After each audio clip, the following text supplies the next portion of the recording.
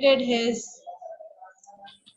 graduation and post-graduation from Department of Pharmaceutical Technology, Jadavpur University, and then he completed his MBA from University of Lucknow.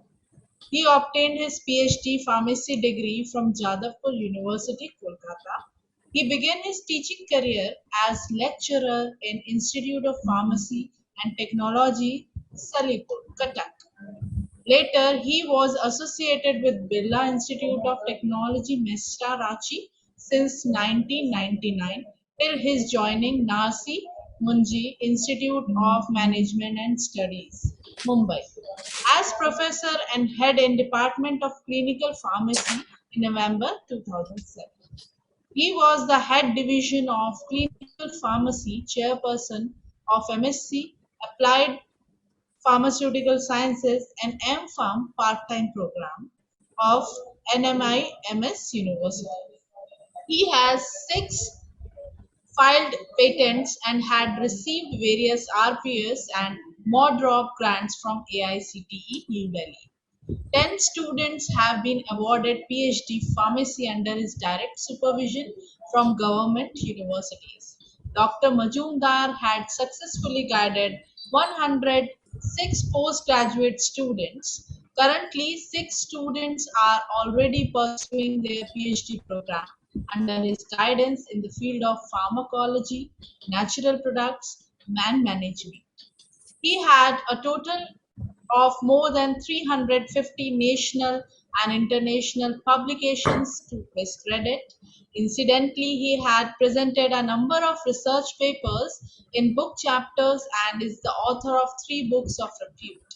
Dr. Majumdar is in the editorial board of 7 international and 1 national journals. He is also associated with a number of universities like Jadavpur University, Utkal University, Rajiv Gandhi Technical University, Bhopal, BIT Ranchi, Dibrugarh University in various capacities.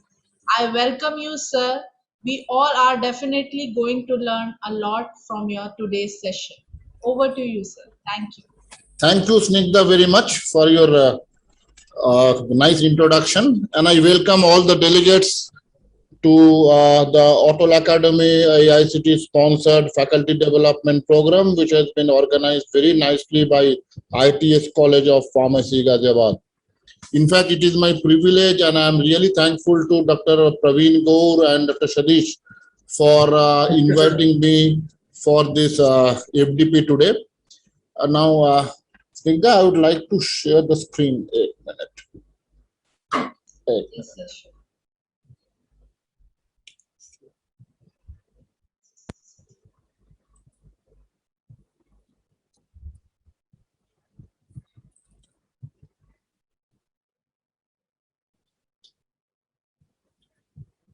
Snigdha, are my slides visible to all of you? Yes, sir. Okay. All good. With your kind permission, let me start our today's discussion on the antibiotic resistance causes and challenges for digital India. In fact, this is one of the greatest threat which the nation is facing nowadays. It has been seen that antibiotics, since its discovery in 1928 by Sir Alexander Fleming, with the invention of penicillin, there has been a metamorphic change as far as the control of various infectious diseases were concerned. In fact, the medical world has seen a very glorious transformation. You know, large number of diseases which were not curable in those days were easily manageable by various antibiotics.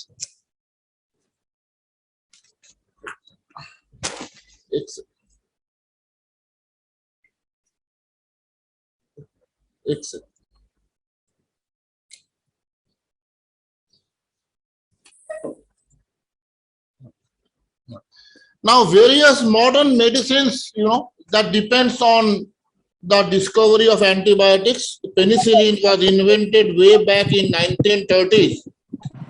Just after the invention of penicillin in 1930s, it has been seen that there has been a very sharp increase in the rate of survival of patients who are suffering from pneumonia. As we all know, that pneumonia is a disease which is of bacterial origin, and moment we are trying to control that disease with penicillin, there has been a very significant increase in the rate of survival.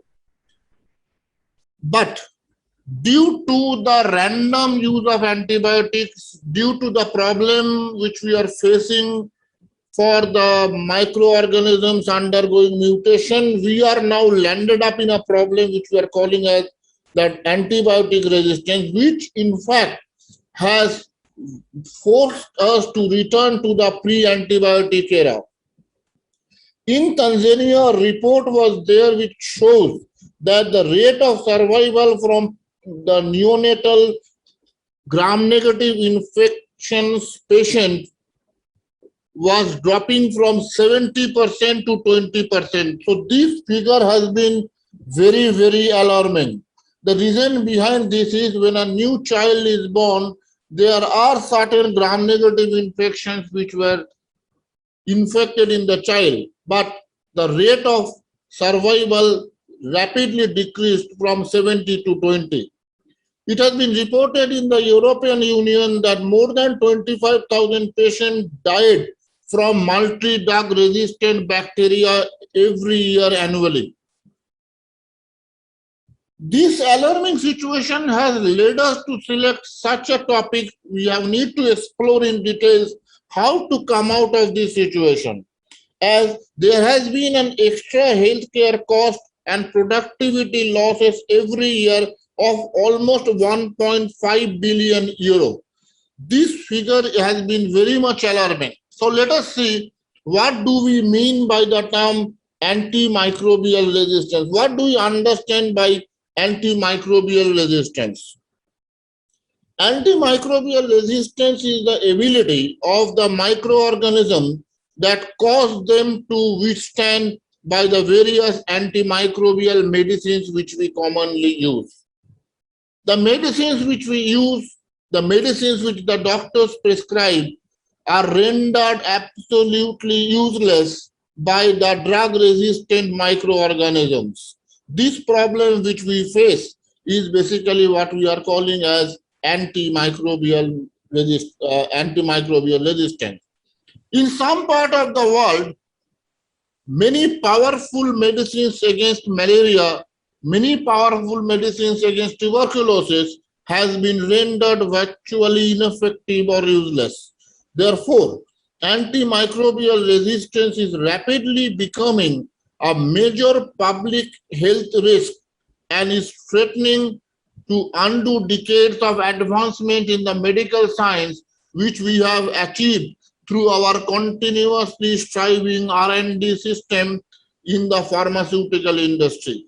See, we have gained a lot of new drugs. We have achieved a lot of milestones in pharmaceutical industries, in drug industries. But this antimicrobial resistance or the drug resistance bacteria flora, in fact, it is having a greatest health risk for the population nowadays. Let us see the scenario as far as India is concerned. In fact, we need to understand why India needs to curb this antibiotic overuse. Now, India's bacterial disease burden has been found to be the highest in the world. The reason being that in the various remote villages where health and hygiene are not properly maintained, due to this fact, it has been reported particularly from the remote villages that the degree of occurrence of the various infectious diseases are pretty high. Large population of the country suffers from various diseases like diabetes, heart ailments, and cancer, which sometimes make them prone to various infective agents and infection. It has been observed that 40% of our children, they are malnourished. And once they are malnourished, automatically the probability of they being suffering from infection, they being succumbing from infection is pretty high. So more and more drug resistant bacteria are nowadays identified. In fact, we have to be very, very cautious. We have to be very serious whenever we are tackling this particular problem.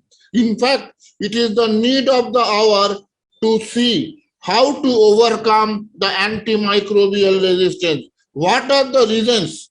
We today in our lecture today, we will understand what are the reasons which has lead to this problem and how to overcome this antimicrobial resistance. Before I go into the details of it, let us study about what is the market scenario. What is the scenario of this existing situation across the globe as far as the infective drugs are concerned? It has been seen that if you compare the various categories of drugs like cardiovascular drug, like anti-cancer drug, like anti-infective drug, it has been seen that the largest segment of the antibiotic drugs was almost $36 billion in 2008, which just increased by $1, that is $37 billion in 2009. But there has been a sharp increase to $50 billion in 2015. And across a 5 years period, there has been a compound annual growth rate of 5.9%. Now, if we see the other side, say for example, we know that the various microbial diseases, they can be tackled not only with the help of drugs, but vaccines has been a powerful tool in controlling various infectious diseases, whether it is caused by a bacteria or it is caused by a virus. Therefore, it has been seen that the sales in bacterial vaccine market amounted to 3.6 billion in 2008, which slightly increased to 3.9 billion in 2009.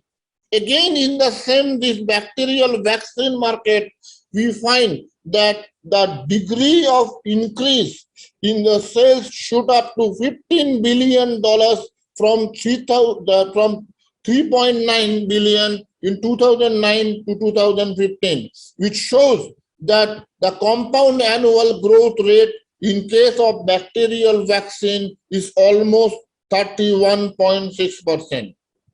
So it is a very right time for all of us to be alert. It is a very proper time to take up measures. Otherwise, this antimicrobial resistance will cumulatively cost the global economy about $100 trillion at the end of 2050. That will really be a dreadful situation for all of us. So it is a very proper time. It is a very appropriate time for all of us to study what are the major reasons or what are the major microorganisms which shows rapid infections. As we know that in case of diseases like pneumonia, which is caused by Streptococcus pneumoniae, penicillin has been a most common choice of drugs. But penicillin resistance has been exhibited by microbe like Streptococcus pneumoniae. Dysentery, another common disease which we suffer from due to the poor health conditions, due to non-availability of water of appropriate quality, and dysentery, Shigella dysentery is one of the major organisms which creates dysentery in our body. Now, this particular drug, this particular strain of Shigella dysentery, it has shown multiple resistance to a large number of antibiotics which we commonly use to control dysentery. Another disease which most of us Indians suffer is typhoid. It is a disease which has been caused by Salmonella typhi, And against this, Salmonella typhi is another microorganism where we have seen development of multiple resistance to various drugs. Similar is the case of gonorrhea as well as tuberculosis. As we all know, the tuberculosis caused by Mycobacterium tuberculosis, it has been commonly drug of choice, which is recommended is rifampicin and isonicotinic acid hydrozide, commonly known amongst us as INH. But both these drugs has been shown to be ineffective in controlling the growth of Mycobacterium tuberculosis, indicating that this Mycobacterium tuberculosis has developed resistance against rifampicin as well as INH. Similar is the case of nosocomial infections, where resistance has been observed in case of vancomycin, a drug which has been commonly used to control them. Now, these drugs show, this figure slide shows the various antibiotic discovery and the resistance timeline. In fact, it takes more than 30 years. It has been for the last antibiotic to be introduced successfully. 30 years have passed by. You know that we have a lot of clinical trials, lot of finance involved in the development of a new drug. In fact, 30 years have passed by since a new class of antibiotic was lastly introduced. Just quickly going across the brief history of the antibiotic and resistance. Now, in 1910, this journey of chemotherapy initially started with the discovery of salvarsan, which was synthesized from the clothes dye used to control syphilis. Then in 1928, Sir Alexander Fleming discovered penicillin, which was a revolutionary change in the antibiotic era. Sulfonamides, another class of drugs mainly used to control the infectious bacteria, was introduced in 1935.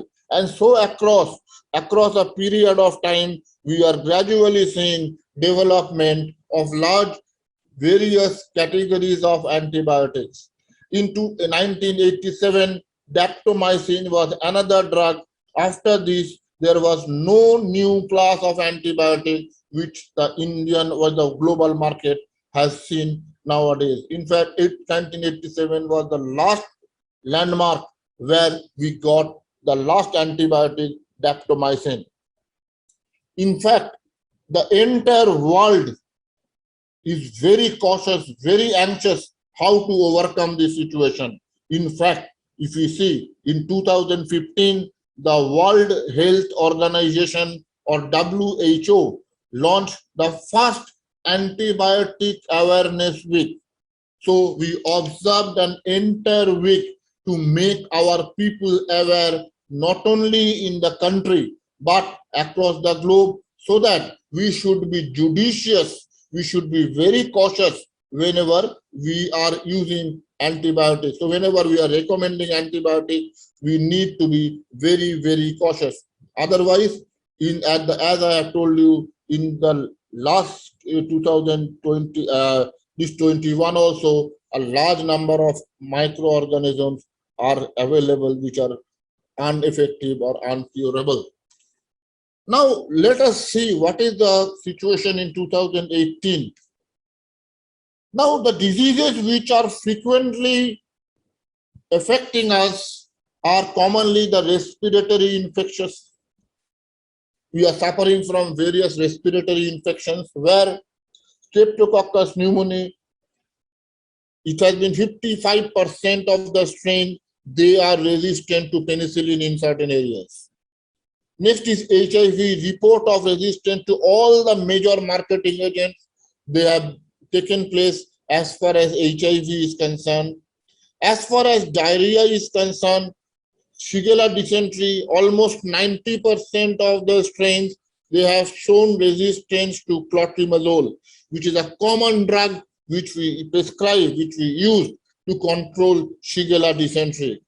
Outbreaks of multi-resistant strains were observed in 11 countries for the controlling the outbreak by Salmonella typhi.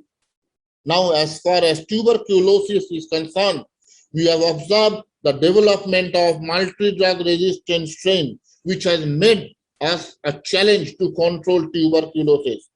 Similar is the case of malaria, where we have seen the development of resistance for Plasmodium falciparum against chloroquine. As we know that chloroquine is the drug of choice for malaria, and that malaria, this chloroquine has been rendered useless against Plasmodium falciparum. So we should be very rational whenever we are using the drug. So the more it has been a common slogan for the WHO that the more we use them, the more we lose them. It is the main theme of antibiotic antibiotic resistance or drug resistance.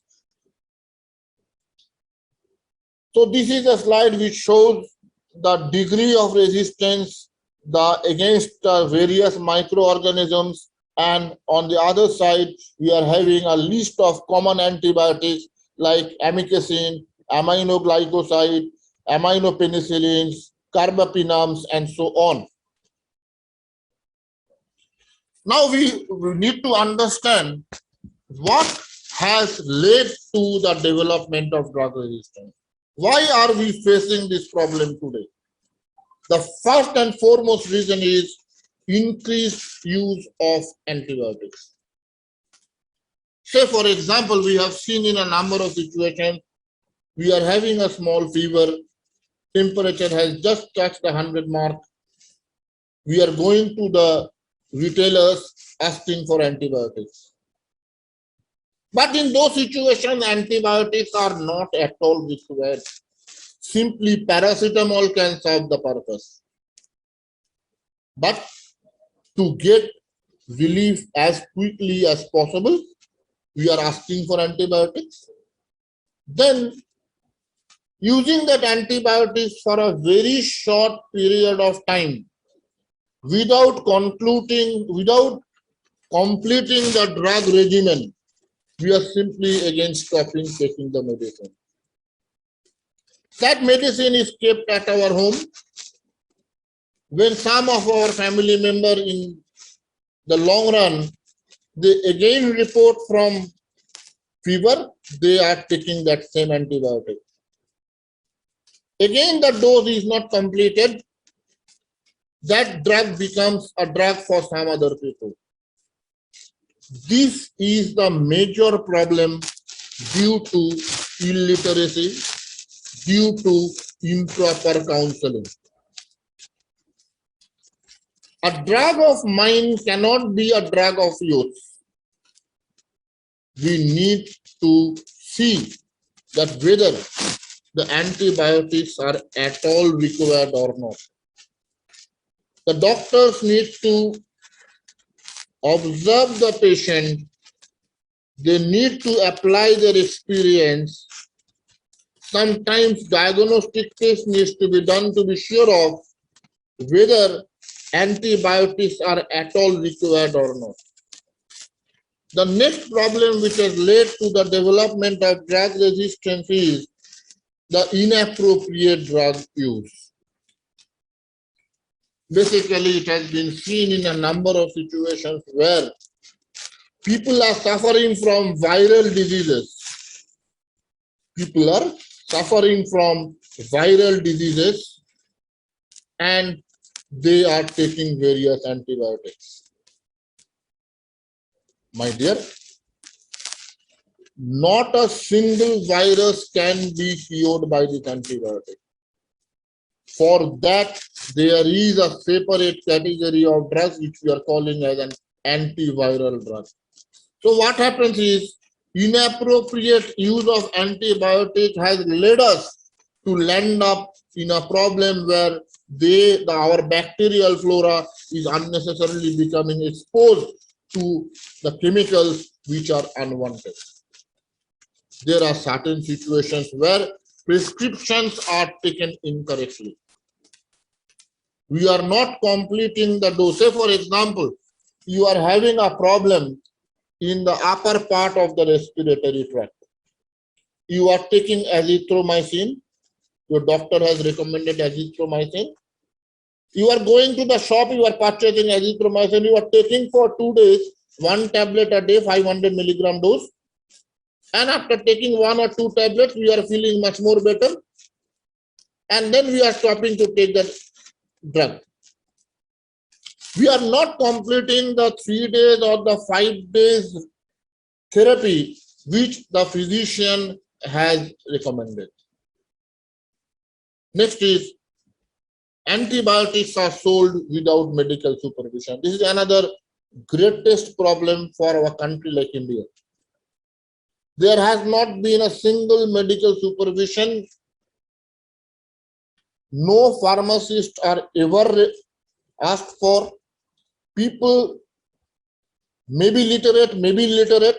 They are going to the shop and easily antibiotics are sold like OTC.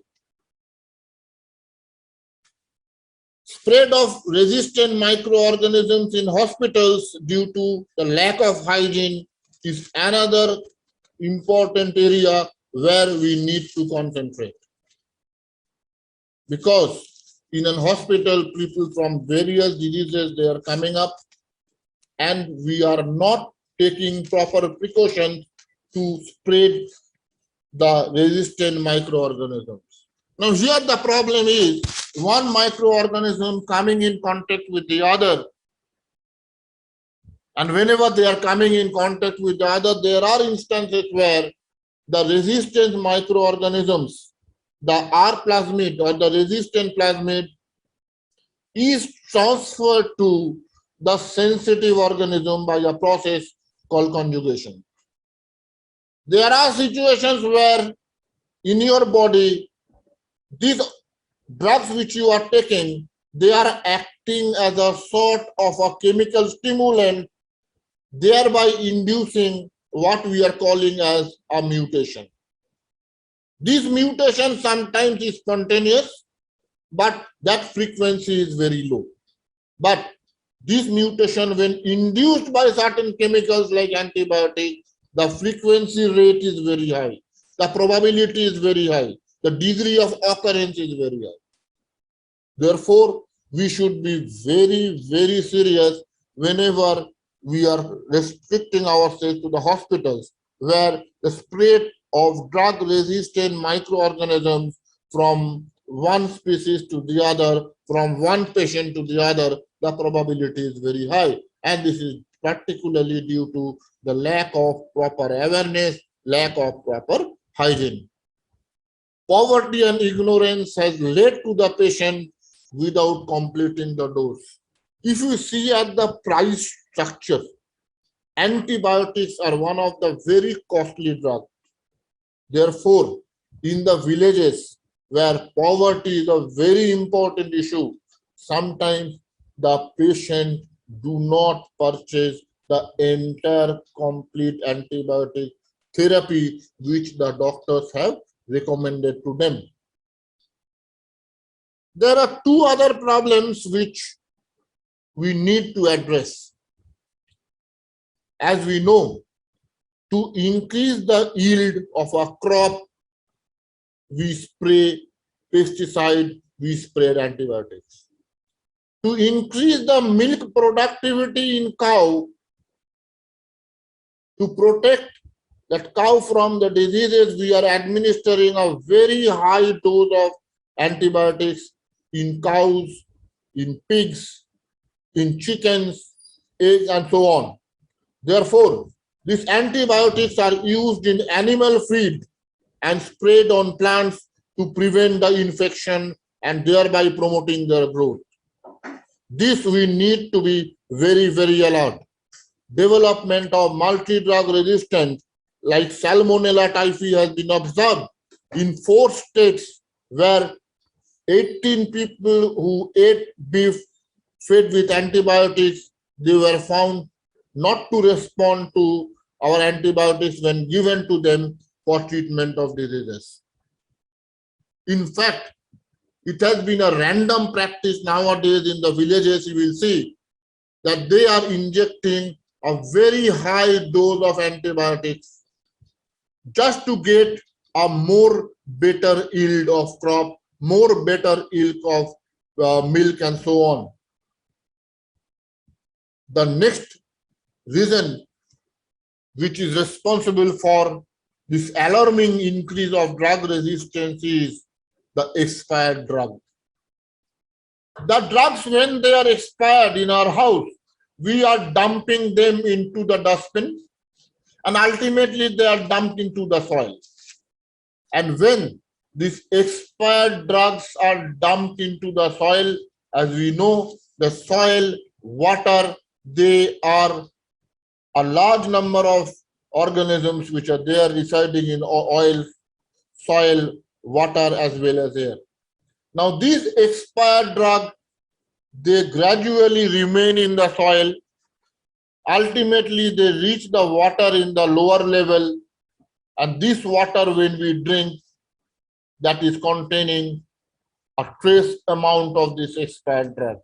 Therefore, we should be very alert before you are dumping that expired drug in the atmosphere, before you are throwing away the expired drug on the soil. Remember, this expired drug will in turn accelerate the process of drug resistance. Viral infection, as I have told you earlier, they are never stopped by these antibiotics. Doctors still prescribe, or in fact I should say with due regards, that they are coerced to prescribe antibiotics to treat the patients. This practice should be avoided. This is a slide which shows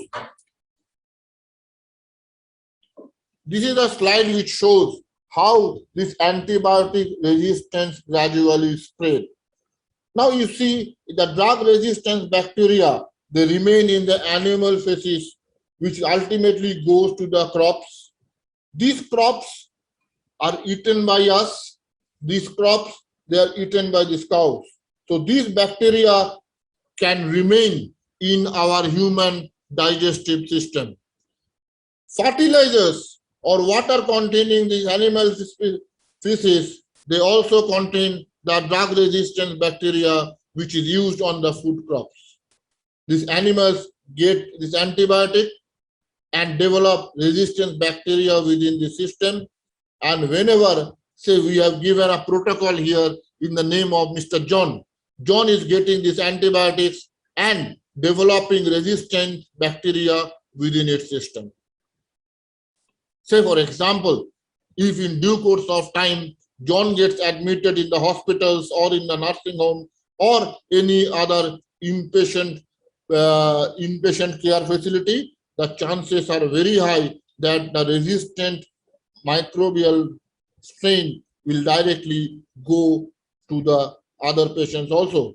And resistant bacteria spread to other patients from the surface within the healthcare system. So this cycle goes on. This is the way antibiotic resistance spread. Next, we are coming on to certain molecular mechanism which has resulted in the extension of this drug resistance problem. Let us understand at the molecular level how it spreads and why this problem is so alarming or uncontrollable. There are various approaches. Chromosome mediated resistance is one. Plasmid mediated resistance with the help of conjugation is the next. Inactivation of drug by enzymes, alteration of membrane permeability is the other.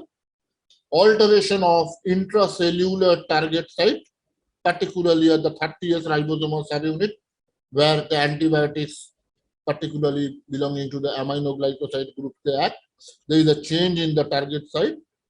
Overproduction of target enzyme, due to which the various sulfonamides, they have been rendered ineffective. Auxotropes bypassing the blocked steps and absence of autolytic enzymes. They are some of the mechanisms due to which resistance is developed. I will be dealing each one of them in detail with examples.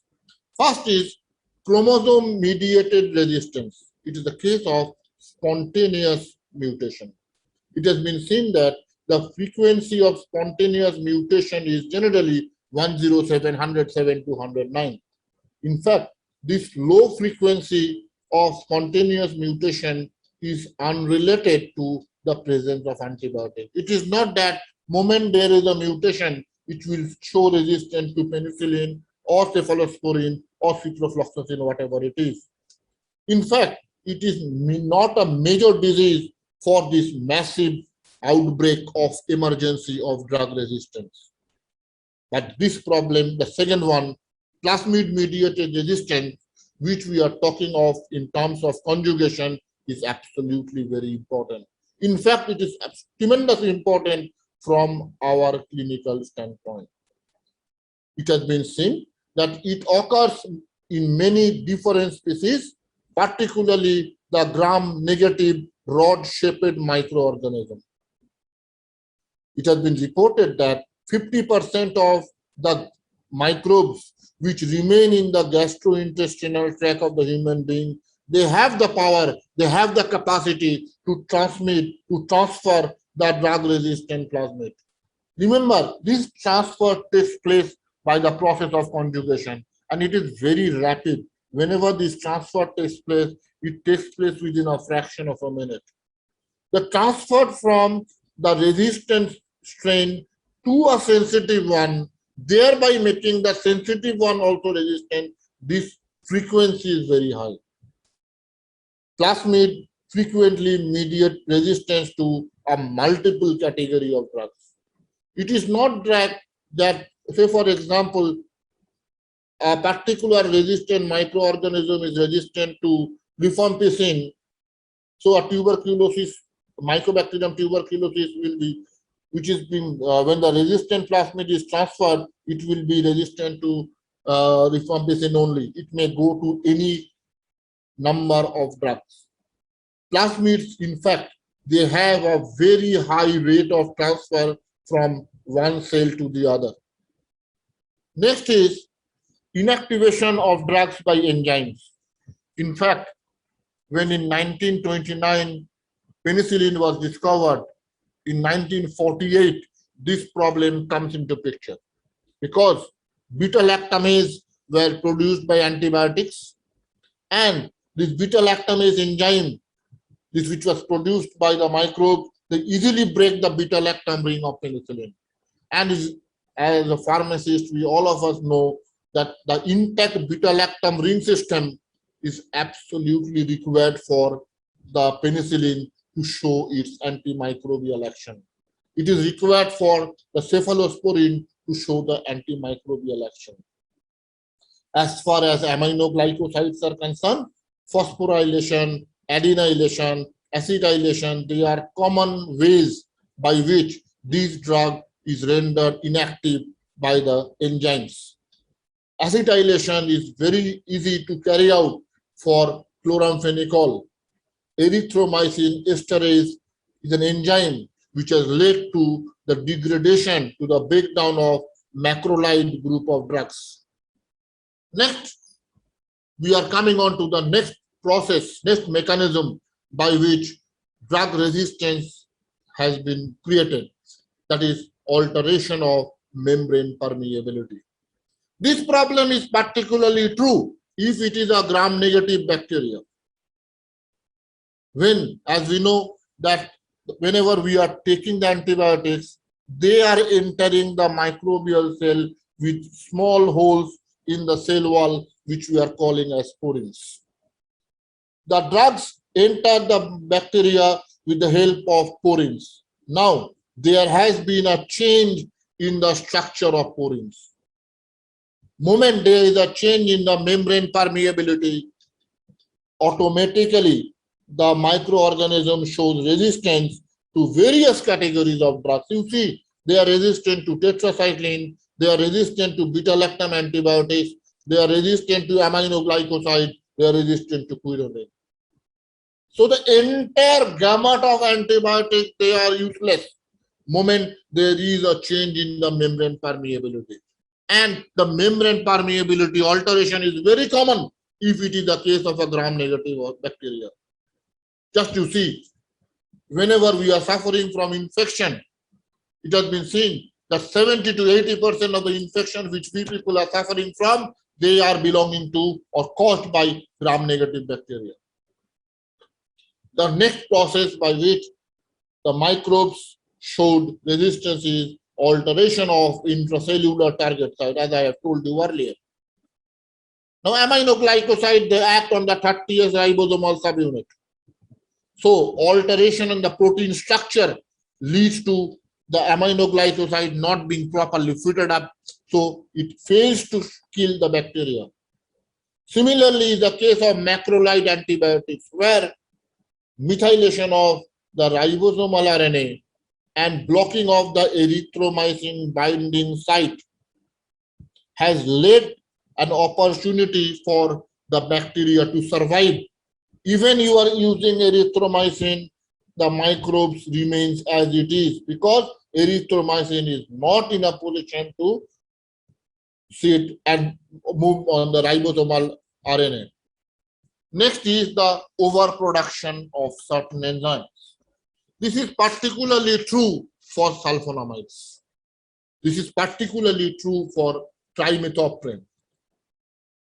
Now let me just show you one slide. This is very common. Now say for example, I am talking of sulfonamides only now. Now most of us know how sulfonamides act.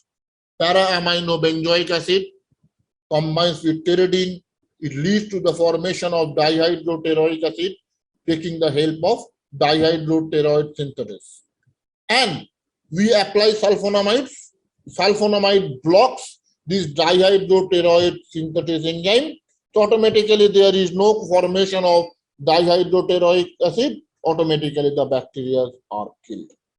But there are situations where the microorganism produces dihydropteroid synthesis in huge quantity.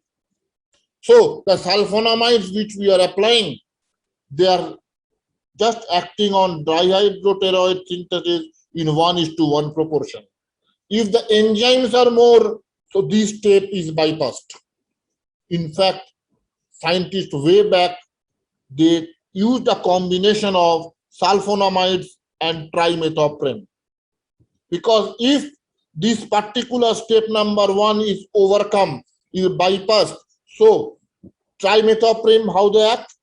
Dihydropteroic acid undergoes combination with glutamate.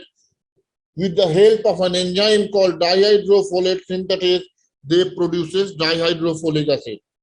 And dihydrofolic acid undergoes reduction to tetrahydrofolic acid with the help of an enzyme dihydrofolate reductase on which trimethoprim acts.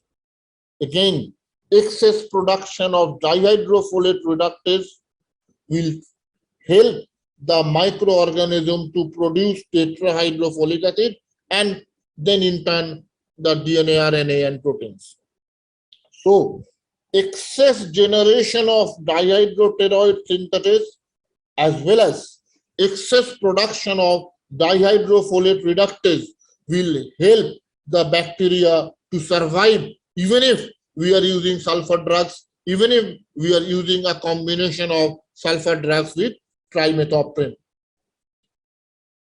Next, we are coming to the use of auxotropes that bypass the block step. Resistant auxotropes can utilize their own exogenous folic acid. They do not require the folic acid to be synthesized within the microbes. Exogenous folic acid will help the bacteria to get the necessary nutrition and help them to survive. Absence of autolytic enzymes, beta-lactams activate murin hydrolase, autolysin, an enzyme that breaks down the peptidoglycan of the bacterial cell, and it kills the bacteria. But those bacteria, those microorganisms which are resistant, which are tolerant, they lack this particular enzyme. Therefore, the bacteria remains. Therefore, the bacteria is self-sufficient now to create an infection. So, quickly going into the mechanism of action: inhibition of protein synthesis, inhibition of nucleic acid synthesis, inhibition of cell wall synthesis, disruption of the membrane function, blocking of pathways, and inhibition of metabolism. These are the various mechanisms of antibiotic action. And I have discussed in mainly detail about how the inactivation of drugs takes place, how the pumping out or efflux of drugs takes place, and how the membrane permeability is altered, how the resistance plasmid is being transferred from one species to the other. These are the various mechanisms by which at the molecular level antimicrobial resistance takes place. Let me show you or by accepting the way antimicrobial by resistant which genes from this particular video will give you an idea about how the drugs are rendered useless by the microorganisms themselves. They are developing themselves various ways like mutation, like genes transfer, like efflux by which the drugs they can inactivate. That is, they are in a position to counteract the drug which you are giving. Let us see how. other bacteria. This usually occurs through one of several biochemical mechanisms: mutation, destruction or inactivation, and efflux. Mutation. Mutation is a change in the DNA that can sometimes cause a change in the gene product, which is the target of the antimicrobial.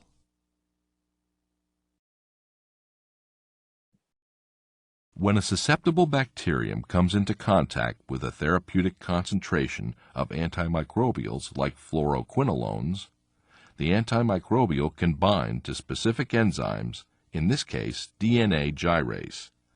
The DNA gyrase is an essential bacterial enzyme required for DNA replication. The end result is that fluoroquinolones block bacterial DNA replication, leading to cell death. However, when spontaneous mutations occur in specific areas of the genes encoding these enzymes, antimicrobials no longer bind efficiently. This allows the bacterium to continue DNA replication. Destruction or inactivation. Many bacteria possess genes which produce enzymes that chemically degrade or deactivate the antimicrobial, rendering them ineffective against the bacterium.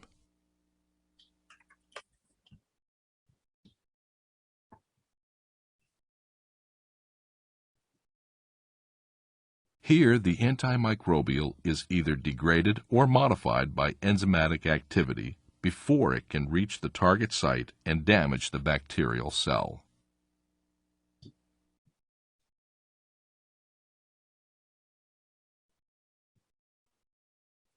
Efflux.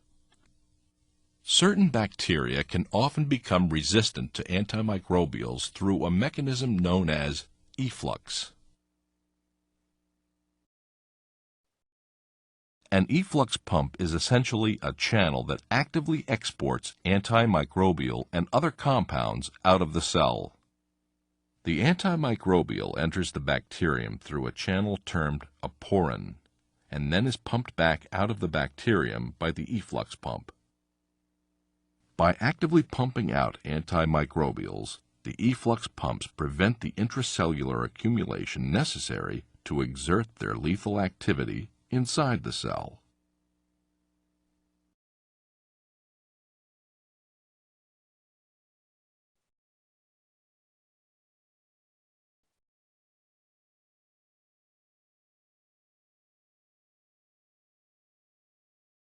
Genetic transfer. Genetic material can be transferred between bacteria by several means, most often by conjugation, transformation, and transduction.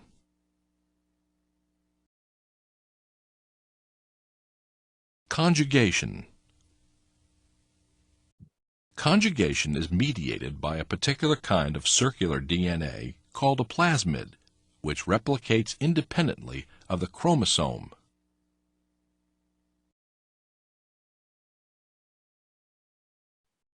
Many plasmids carry genes that confer resistance to antimicrobials.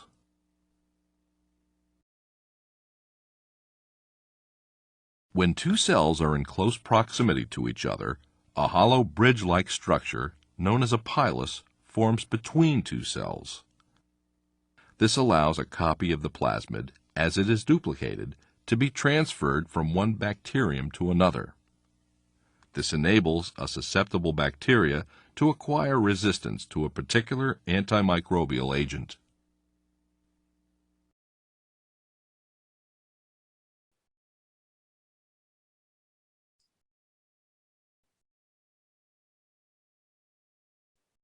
Transformation.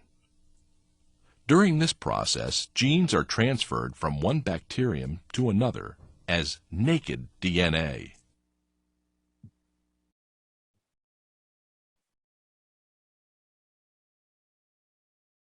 When cells die and break apart, DNA can be released into the surrounding environment.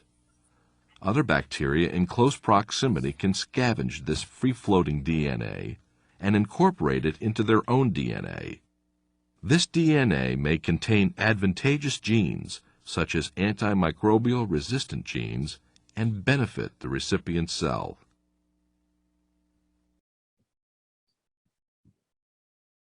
Transduction. In this process, bacterial DNA is transferred from one bacterium to another inside a virus that infects bacteria. These viruses are called bacteriophages or phage. When a phage infects a bacterium, it essentially takes over the bacteria's genetic processes to produce more phage. During this process, bacterial DNA may inadvertently be incorporated into the new phage DNA. Upon bacterial death and lysis, or breaking apart, these new phage go on to infect other bacteria. This brings along genes from the previously infected bacterium.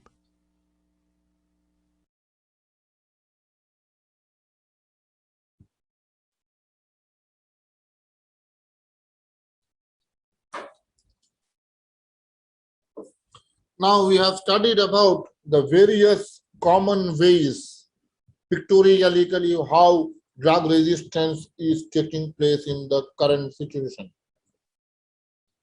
See, we are having two problems. One, where there is a huge increase in the use of antibiotics, and the second is very few newer drugs are coming into the market. These two cumulatively has resulted in an increasing number of the drug resistant strains. Moment the drug resistant strains increases, so automatically it takes a longer period for the patient to cure. If a patient is hospitalized, so it increases its duration of stay. This not only increases the cost of the medicine, but it increases the allied costs too. Allied cost, I basically mean it increases the bed charge, it increases the charge for the doctor visits and the paramedical staff and so on. So there has been an increase in the social cost. In fact, that is the reason why it has become a global problem. In fact, it is a challenge for our society. Therefore, we feel that a joint programming initiative must be taken at the very onset. The antimicrobial complexity has led to a problem which cannot be tackled by only one group of scientific people or one scientific domain or even by research alone, but it needs to have a collaborative approach. Collaborative approach, basically I mean there should be a combination of the hardcore research to develop newer antibiotics. We need to aware the people to make the judicial use of antibiotics. You see that I have just shown the situation with penicillin resistant pneumococci. It has spread across the globe from USA, Mexico, Argentina, in United States, UK, France, Korea, Japan, Thailand, Singapore, and so on, Africa, and so on. In fact, the entire continent, they have gone into the development of drug-resistant pneumococcal species. In fact, this is the scenario of the antibiotic resistance worldwide. 14,000 patients had died by suffering from Clostridium difficile infection annually in United States of America, where the use of antibiotics was a major contributing factor, where we have observed in 85% of the cases, the random use of antibiotics, the huge use of antibiotics, the unjudicious use of antibiotics has led to the problem. In fact, there has been a 25,000 patients dying every year in Europe due to the antibiotic resistance infection. 40 lakhs infection taking place per year against multi-drug resistant bacteria in 4 types of infection in Europe. Tuberculosis is another disease which is still yet to be controlled due to the development of drug-resistant mycobacterium tuberculosis. In fact, in our country today, 1 child dies every 9 minutes from an infection which is caused by antibiotic-resistant bacteria in India. So the situation, my dear, it is really very alarming. So the cost of antimicrobial resistance, cheap antimicrobials have become ineffective, and as I have told you, that most of the antibiotics are very costly. Individual treatment failure, prolonged illness and hospitalization, need to switch over from a low costly mode of treatment to more expensive complex drugs for patients who are basically not up to the desired financial capacity.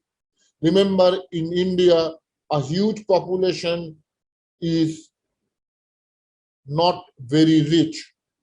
So, to control these infections which are caused by the drug-resistant microorganisms, the doctors are forced to go for a very more expensive treatment, a very more complex drugs are to be used.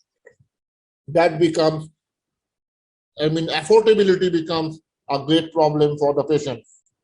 Need to develop new antimicrobials. It's a great challenge for the pharmaceutical house, a great challenge for the research institutes. So the good antimicrobial susceptibility testing saves the life and money. This needs to be carried out.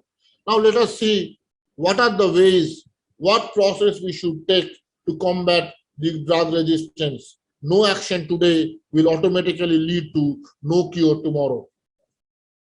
So the first is we should try to reduce the inappropriate consumption of antibiotics in animals as well as humans. We should try to restrict the unnecessary use of antibiotics in various cows to increase the milk production. We should restrict the use of antibiotics, chemicals as fertilizers to increase the crop growth. These are nothing but chemicals which are coming inside our body and acting as a chemical mutagenic agent to induce mutation in the microorganisms. Give the optimal antibiotic. The doctors, in fact, really has a very important role to play. Is antibiotic at all necessary? If it is a must, then only recommend antibiotic, otherwise no. Is the pathogen sensitive to the drug which that is recommended? Will the drug get to the site of action? Are the therapeutic concentration achieved at the site of infection? We need to compare the risk and benefit, and is the therapy cost effective? You need to have a very clear-cut answers to all these questions. A doctors need to be very, very cautious whenever he or she is recommending an antibiotic. Administer high loading dose of antibiotics that display concentration dependent killing. For example, one-time dose of single dose drug therapy for aminoglycosides can be recommended. Just administer a single dose to control the microbes. Sometimes what we do is we are using unrelated antibiotics and use the process of synergism. That is, you reduce the dose, you take 2 or 3 drugs at the same time. The process of synergism will inhibit the microorganisms at a much lower dose. Use antibiotics only when absolutely necessary, absolutely mandatory. Otherwise, we should try to avoid the use of antibiotic. Keep it as a reserve, keep it as a resource to be used in the long run. Reduce antibiotic exposure, as I told you earlier, particularly in case of animal feed, self-limiting infection, and use in the third world. Use inhibitor for inactivating enzymes. If you are seeing that your drug is being rendered useless by certain enzyme hydrolytic breakage, use some other agent, as we have taken the help of clavulanic acid to control infection whenever we are given in combination with penicillin. The next approach is non-antibiotics. There are various drugs which are not belonging to the antibiotic category, but they have very good antimicrobial activity.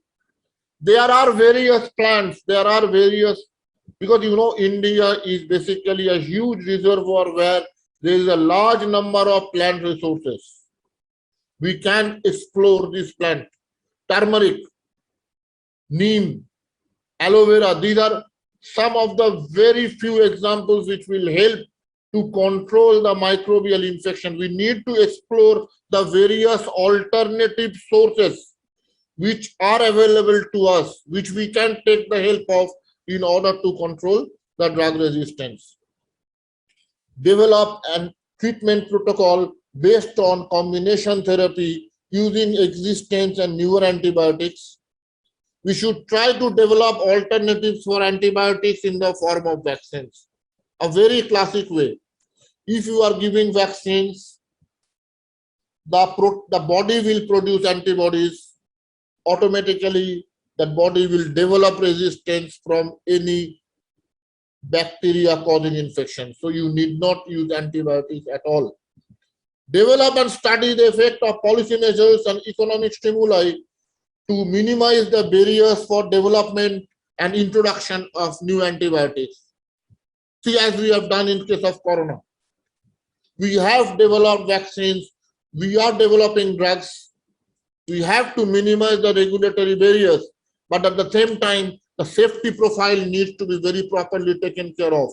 So we have to work hard to develop newer drugs, newer antibiotics to counteract those drug-resistant bacteria.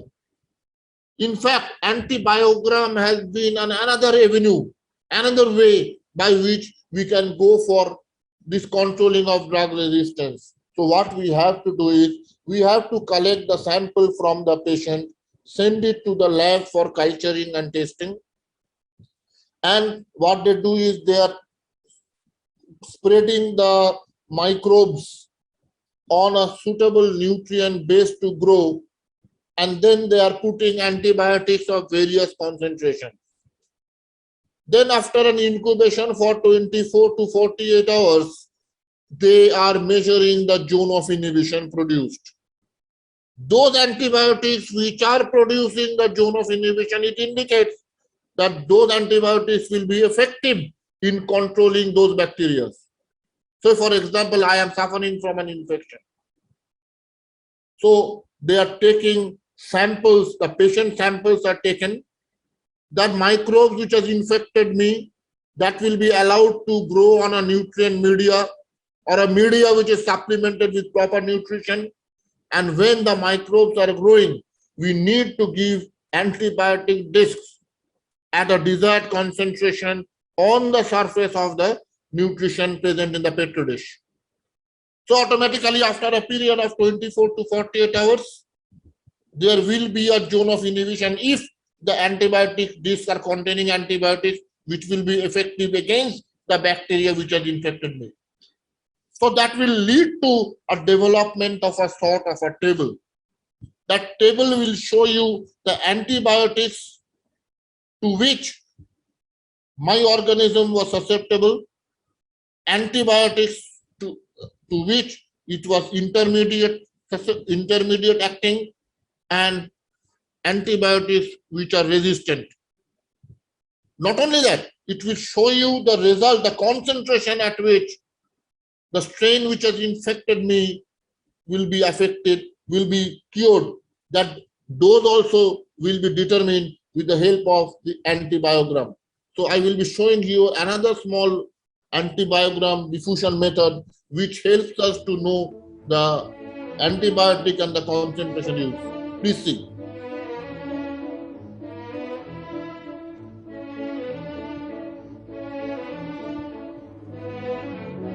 The microorganisms are spreaded on the Muller-Hinton solid media.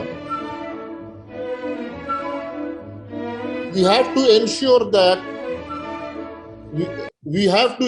that the bacteria has completely been spreaded over the media. This is mandatory. That is, the microorganism should be completely spread across the media.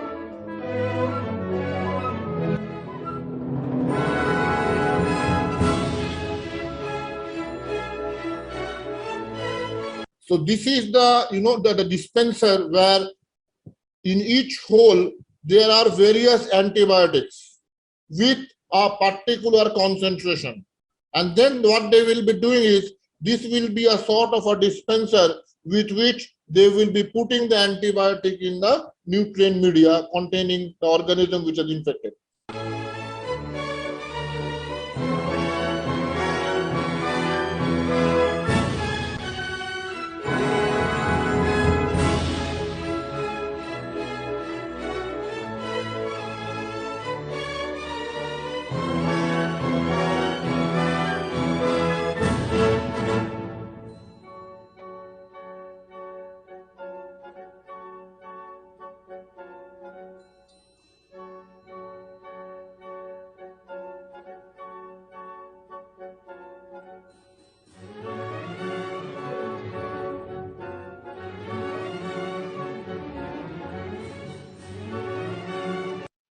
So this shows that we need to identify the antibiotics as well as the dose with the help of our antibiogram study, so that the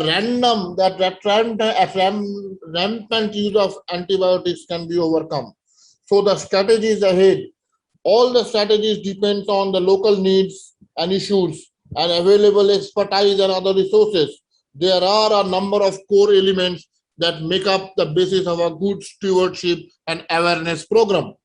We have to ensure that the right antibiotic is given for the right patient at the right time with the right dose in the right route, and it should cause the least harm to the patient and the future patients too. Periodically, we have to review the appropriateness of the antibiotic choice, the dose and the route and the duration for which it has been recommended. This periodic review will have an idea about the use, whether the selection of antibiotics was proper, whether the dose was proper, whether the route was proper. Review of directed therapy based on culture and susceptibility testing result. The way I have told you, that antibiogram will definitely be a major breakthrough, and it will help us to select only those antibiotics which will show activity in the body of the patient. And we should review any antibiotics related adverse effect also. Finally, coming to the summary at the end of today's lecture, how antibiotic resistance can be overcome. First, we should maintain a proper health and hygiene. Antibiotic must be the last line of defense and not the first way to approach. Most common infection will definitely be cured by taking time, by taking rest, by taking an adequate fluid intake. Only take antibiotic prescribed by a doctor. This is a must. We should not make antibiotic as an OTC medicine.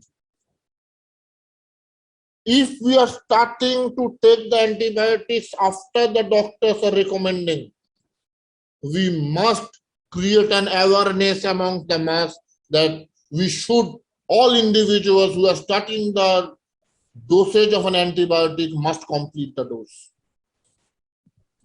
Do not use other people's medicines. Do not use leftover medicines. They may be specific for some other infection for some other people. We should not take medicines of our brother, of our sister, of our son. Taking the medicines are not universal. In fact, that is the reason why gradually we are ushering to an area of personalized drug delivery.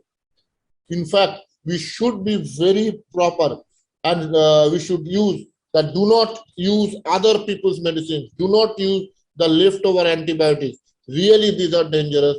Really, the situation is very alarming. And I hope that if we are creating a social awareness with the help of these various FDPs and conferences, where a large number of people comes across various domains, I am sure that the pharmacists have a great role to play in controlling and helping the nation to overcome this problem of drug resistance.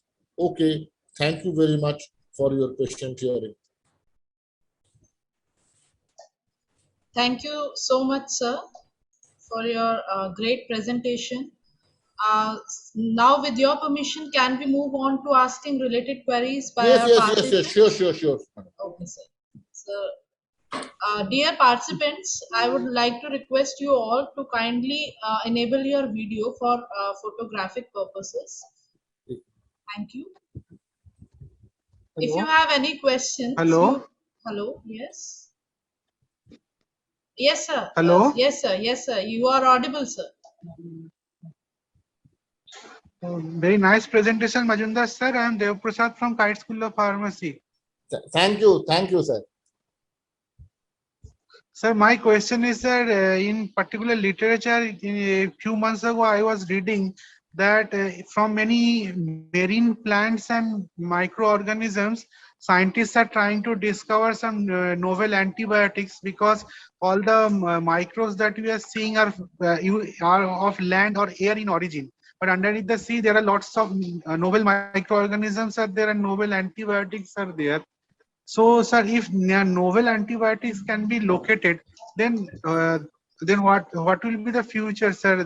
This resistance will persist, or we can cure them with this novel? And see, there is a continuous search. We are trying to use all the various sources to develop newer antibiotics. Now the question is, whenever the new antibiotics are developed, as Dr. Ghosh, you know that it takes a large amount of money as well as a large amount of time for the antibiotics to see the day of the light. In fact, we are using marine sources, we are using the plant sources, we are using the various semi-synthetic as well as synthetic origin to develop newer drugs. Now, it will take a pretty long time for those medicines to come up. In fact, if you see across the last 10, 15 years, not a single effective antibiotics have come. So under this situation, let us expect that the newer horizon will come up, but still then, we need to control the disease. So we need to make the people aware that they should be judicious and rationally they should use the antibiotic. That is the foremost awareness which we should create. thank you, sir. Thank you. Is anybody else who want to ask any question? Either you may put your query in the chat box, or you can unmute yourself to ask us.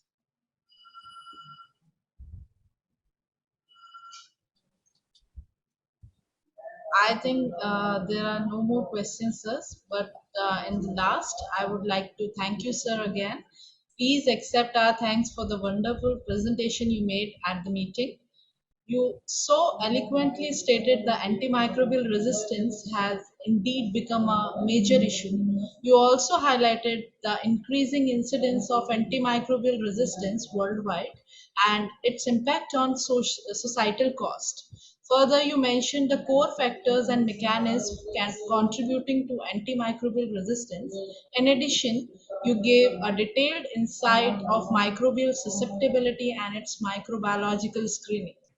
You also discussed about collaborative investigation with regard to develop newer drugs, herbals, and combination therapy to overcome the antimicrobial resistant problem in patient-specific manner. Thank you once again, sir. We are really grateful to have you for the session. Thank you so much for Thank joining you, us. Snigdha. Thank you very much. And thank you to Praveen sir and Sadish sir, my Thank two you, sir. Thank you, sir. participants. Thank Sadish. you very much, sir. Thank you very much for your nice presentation, sir. Thank you, sir. Thank you very much. Happy to see you on this platform, sir. Thank you, Dr. Thank